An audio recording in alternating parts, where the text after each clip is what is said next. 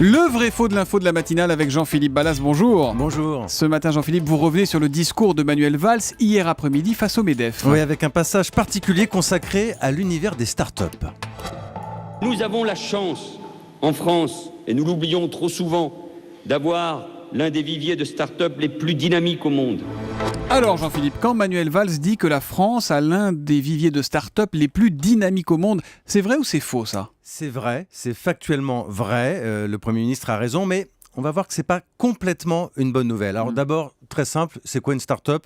C'est une toute petite entreprise, c'est un bébé dans le domaine de l'innovation, des nouvelles technologies. Et en effet, la France est le pays où la création de start-up a littéralement explosé ces dernières années. Comme critère, Thomas, on a déniché une étude de l'OCDE qui montre que notre pays est number one en nombre de créations, une moyenne de 130 000 startups par an. On est loin devant l'Australie, le Royaume-Uni, la Suède, les États-Unis notamment. Devant les États-Unis. Oui, c'est flagrant quand on regarde les courbes. C'est comme une fusée et on peut l'expliquer en grande partie par l'apparition du statut d'auto-entrepreneur. C'est important.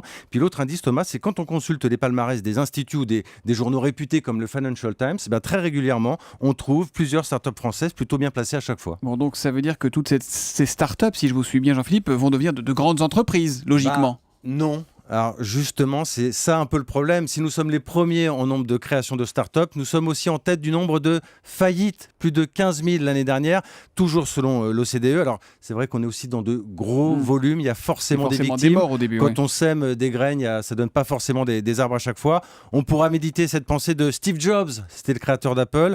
Ce ne sont ni la frilosité ni les certitudes qui nous permettront d'avancer. En attendant, c'est donc un vrai pour Manuel Valls. La France est l'un des viviers de start-up les plus dynamiques au monde. Le vrai faux de l'info de la matinale avec Jean-Philippe Ballas qui fait très bien la fusée. C'est tous les matins à 7h40 sur Europe 1.